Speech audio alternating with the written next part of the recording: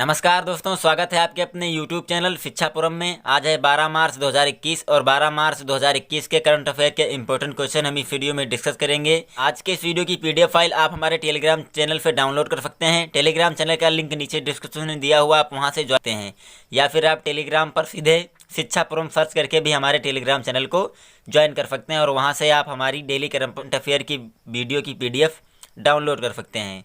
तो चलिए वीडियो को स्टार्ट करते हैं। पहला क्वेश्चन है, हाल ही में केंद्रीय औद्योगिक सुरक्षा बल यानी सेंट्रल इंडस्ट्रियल सिक्योरिटी फोर्स स्थापना दिवस कब मनाया गया है? तो अभी हाल ही में 10 मार्च को केंद्रीय औद्योगिक सुरक्षा बल स्थापना दिवस मनाया गया है। तो इस क्वेश्चन का डी ऑप्शन सही है। 2021 में राष्ट्र ने 52वां स्थापना दिवस मनाया है। किसका? CISF का। और CISF का मूल उद्देश्य होता है देश में सरकारी और निजी दोनों क्षेत्रों में औद्योगिक उपक्रमों का बेहतर संरक्षण और सुरक्षा। अब बात करते हैं केंद्रीय औद्योगिक सुरक्षा बल के महानिदेशक की। तो वर्तमान में केंद्रीय औद्योगिक सुरक्षा बल के महानिदेशक हैं सुबोध कुमार जायसवाल। अब बात करते हैं मार्च महीने में मनाए गए कुछ इंपॉर्टेंट डेज की। तो अभी 1 मार्च को मनाया गया है शून्य भेदभाव दिवस यानी जीरो डिस्क्रिमिनेशन डे, और इसकी थीम थी एंड इन इक्वलिटीज।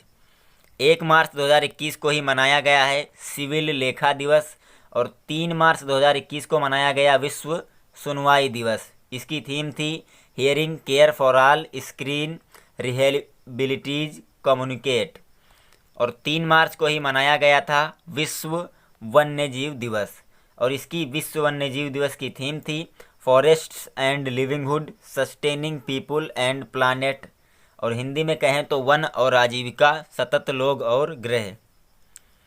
4 मार्च को मनाया गया था राष्ट्रीय सुरक्षा दिवस यानी नेशनल सेफ्टी डे, और इसकी थीम थी रोड सेफ्टी, और 4 मार्च को ही मनाया गया है राष्ट्रीय सुरक्षा दिवस नेशनल सिक्योरिटी डे। 7 मार्च को मनाया गया है जन औषधि दिवस, और अभी 8 मार्च को अंतर्राष्ट्रीय महिला दिवस मनाया गया है। अंतर्राष्ट्रीय महिला दिवस की थीम क्या है? तो इसकी थीम है women in leadership achieving an equal future in a कोविड-19 वर्ल्ड। अगला क्वेश्चन है, हाल ही में किसे international federation of film archives 2021 award से सम्मानित किया जाएगा? तो अभी हाल ही में अमिताभ बच्चन को international federation of film archives 2021 award से सम्मानित किया जाएगा। तो इस क्वेश्चन का बी ऑप्शन सही है। यह पुरस्कार उन्हें फिल्म निर्माता मार्टिन स्कॉर्सेसे और क्रिस्टोफर नोलन द्वारा दिया जाएगा, और ये दोनों व्यक्ति जो हैं इस पुरस्कार के पिछले प्राप्तकर्ता हैं। कौन? मार्टिन स्कॉर्सेसे और Christopher Nolan. International federation of film archives संगठन भारत की फिल्म विरासत को संरक्षित करने, पुनर्स्थापित करने, दस्तावेजीकरण, प्रदर्शन करने और अध्ययन करने के लिए बनाया गया है।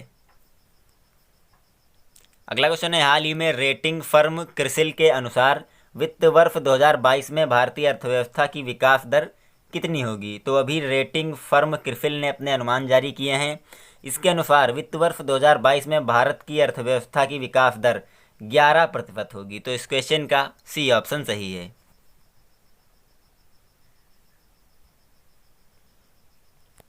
और इसका जो मुख्य कारण है वह कारण यह है कि देश में कोविड-19 संक्रमण फैलने की रफ्तार को काफ़ी हद तक काबू पा लिया गया है।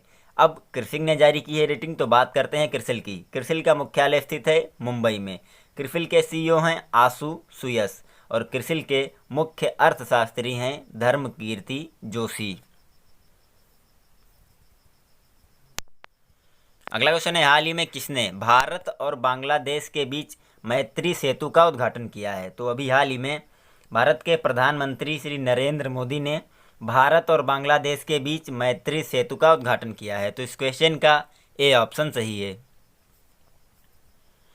और इस पुल को बनाने का उद्देश्य दोनों देशों के बीच विशेष रूप से भारत के उत्तर पूर्वी क्षेत्र के साथ संपर्क को मजबूत बनाना है, और यह मैत्री सेतु पुल फेनी नदी पर बनाया गया है जो कि त्रिपुरा और बांग्लादेश में भारतीय सीमा के बीच स्थित है, और यह पुल 1.9 किलोमीटर लंबा पुल है और भारत में सब रूम को बांग्लादेश के रामगढ़ से यह पुल जोड़ेगा।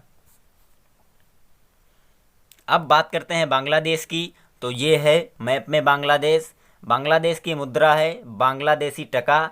बांग्लादेश की राजधानी है ढाका और बांग्लादेश के राष्ट्रपति हैं अब्दुल हामिद और बांग्लादेश की प्रधानमंत्री हैं शेख हसीना।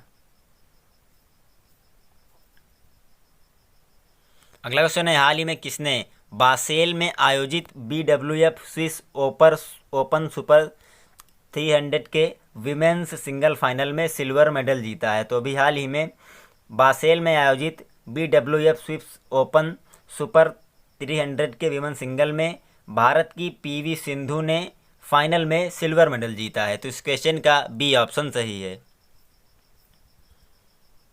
PV सिंधु को विश्व की 7 नंबर की खिलाड़ी है PV सिंधु और इन्हें एक कड़े मुकाबले में वर्ल्ड की 3 नंबर की खिलाड़ी और ओलंपिक चैंपियन कैरोलिना मारिन से हार का सामना करना पड़ा था और फाइनल में इन्हें सिल्वर मेडल से ही संतोष करना पड़ा।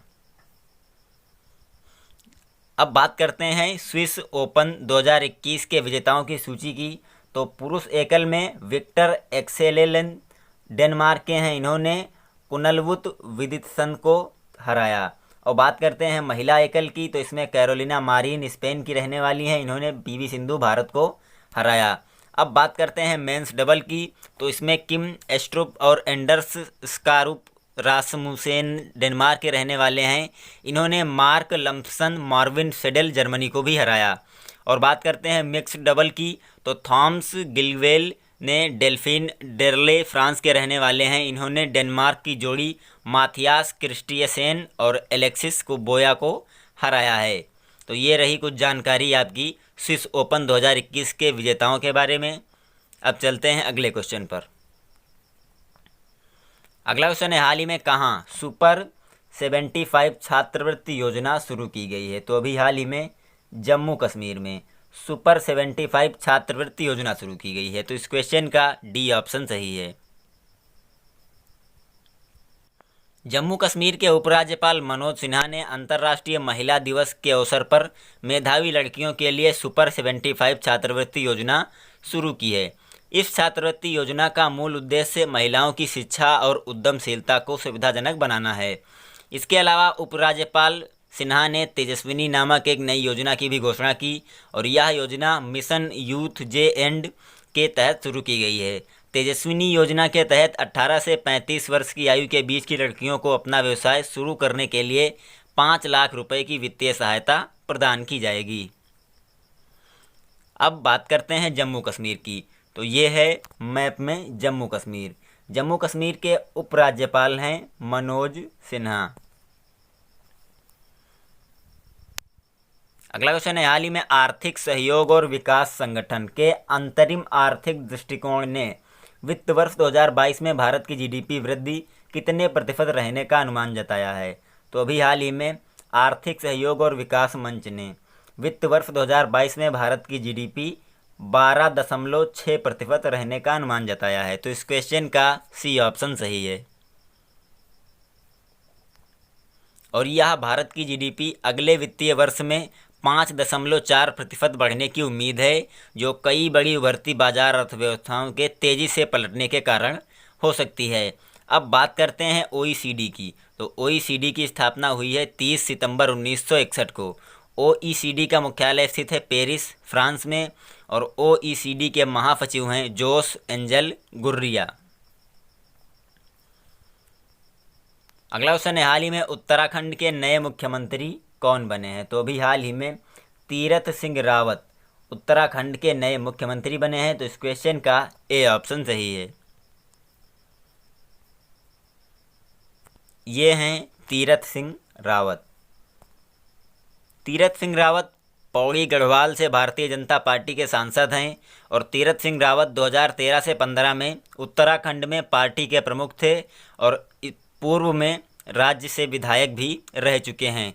तो इन्हें अभी बनाया गया है उत्तराखंड का मुख्यमंत्री त्रिवेंद्र सिंह रावत की जगह पर। त्रिवेंद्र सिंह रावत ने हाल ही में अपना इस्तीफ़ा दे दिया है, तो उसके चलते यहाँ पर तीरथ सिंह रावत को उत्तराखंड का नया मुख्यमंत्री बनाया गया है। अब बात करते हैं उत्तराखंड की। तो उत्तराखंड मैप में देखिए, ये है उत्तराखंड। उत्तराखंड की ग्रीष्मकालीन राजधानी है गैरसैंण और शीतकालीन राजधानी है देहरादून। उत्तराखंड के राज्यपाल हैं बेबी रानी मौर्य। अगला क्वेश्चन है, हाल ही में किसे वर्ष 2021 के लिए संयुक्त राष्ट्र के बाह्य लेखा परीक्षकों की समिति के अध्यक्ष के रूप में नियुक्त किया गया है? तो अभी हाल ही में 2021 के लिए गिरीश चंद्र मुर्मू को संयुक्त राष्ट्र के बाह्य लेखा परीक्षकों की समिति के अध्यक्ष के रूप में नियुक्त किया गया है। तो इस क्वेश्चन का सी ऑप्शन सही है। इससे पहले 2020 के लिए भी श्री गिरीश चंद्र मुर्मू को इस पैनल के अध्यक्ष के रूप में चुना गया था। वर्तमान में इस पैनल में 13 देश शामिल हैं, जो भारत, जर्मनी, चिली, चीन, United Kingdom, France, Philippines, Switzerland, Italy, Ghana, Indonesia, Canada और रूस हैं। गिरीश चंद्र मुर्मू भारत के नियंत्रक और महालेखा परीक्षक भी हैं। अब बात करते हैं सीएजी यानी comptroller and auditor general of India की। तो इसकी स्थापना हुई है 1858 ईस्वी में और सीएजी का मुख्यालय स्थित है नई दिल्ली में। अगला क्वेश्चन है, हाल ही में श्रीकांत मोघे का निधन हो गया है, वह थे? तो ये एक प्रसिद्ध मराठी अभिनेता थे श्रीकांत मोघे, इनका निधन हो गया है। तो इस क्वेश्चन का ए ऑप्शन सही है। ये थे श्रीकांत मोघे और श्रीकांत मोघे मराठी और हिंदी दोनों भाषाओं में अपने काम के लिए लोकप्रिय थे और उनका जन्म महाराष्ट्र के सांगली किर्लोस्करवाड़ी गांव में हुआ था और उन्हें मधुचंद्र, सिंहासन, गम्मत जम्मत और उम्बरधा जैसी मराठी फिल्मों और वारे वारची, वरात और तुझे आहे तुझपासी जैसे नाटक में उनके अभिनय के लिए जाना जाता है। अगला क्वेश्चन है, हाल ही में लूनर स्पेस स्टेशन बनाने के लिए किन दो देशों ने समझौता किया है? तो अभी हाल ही में लूनर स्पेस स्टेशन बनाने के लिए चीन और रूस ने समझौता किया है। तो इस क्वेश्चन का बी ऑप्शन सही है। यह स्पेस स्टेशन सभी देशों के लिए खुला होगा और इसका लक्ष्य अनुसंधान सहयोग को मजबूत करना और सभी मानव जाति के हितों में शांतिपूर्ण उद्देश्य के लिए बाहरी स्पेस की खोज और उपयोग को बढ़ावा देना है।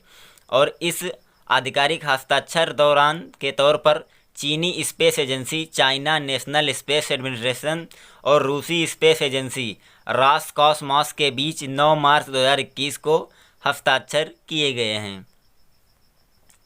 अब बात है चीन की। तो ये है मैप में चीन। चीन की राजधानी है बीजिंग, चीन की मुद्रा है रेनमिनबी और चीन के राष्ट्रपति हैं शी जिनपिंग। अब आगे बात करते हैं रूस की। तो ये है मैप में रूस। रूस की राजधानी है मॉस्को, रूस की मुद्रा है रूसी रूबल और रूस के राष्ट्रपति हैं व्लादिमीर पुतिन। लास्ट क्वेश्चन है, हाल ही में किसे दुनिया के सबसे बड़े leadership prize Ibrahim prize for achievement in African leadership 2020 से सम्मानित किया गया है? तो अभी हाल ही में दुनिया के सबसे बड़े लीडरशिप प्राइज को से महामदो इसोफू को सम्मानित किया गया है। तो इस क्वेश्चन का ए ऑप्शन सही है। महामदो इसोफू हैं कौन? तो महामदो इसोफू नाइजर के राष्ट्रपति हैं और Ibrahim prize for achievement in African leadership 2020 का नगद पुरस्कार $5 मिलियन है। तो महामदो इसोफू को $5 मिलियन का नगद पुरस्कार भी दिया गया है। अब सूडानी अरबपति मोहम्मद इब्राहिम की संस्था द्वारा दुनिया के सबसे गरीब महाद्वीप में सुशासन को बढ़ावा देने के लिए 2006 में शुरू किए गए इब्राहिम पुरस्कार के वे 6वें विजेता बने हैं महामदो इसोफू। 59 वर्षीय इसोफू 2 कार्यकाल के बाद अप्रैल 2021 में नाइजर के राष्ट्रपति पद छोड़ रहे हैं और उन्होंने पहली बार 2011 में पद संभाला और फिर 2016 में फिर से ये राष्ट्रपति पद के लिए निर्वाचित हुए। अब बात है नाइजर की। तो ये है मैप में नाइजर। नाइजर की राजधानी है नियामी और नाइजर की मुद्रा है पश्चिम अफ्रीकी CAFA फ्रैंक। अब बारी है आज के क्वेश्चन की। तो आज का क्वेश्चन है, हाल ही में किसने जन औषधि दिवस समारोह को संबोधित किया गया है। 4 ऑप्शन है आपके पास, इसमें से आपको सही ऑप्शन इसका जो भी होगा उसे आप कमेंट बॉक्स में कमेंट कर सकते हैं। और अगर अभी तक आपने हमारे चैनल को सब्सक्राइब नहीं किया है तो आप हमारे चैनल को ज़रूर सब्सक्राइब करें और बेल आइकन भी दबाएं, ताकि जैसे हम वीडियो अपलोड करें आप तक हमारी वीडियो तुरंत ही पहुंच सके। Thanks for watching.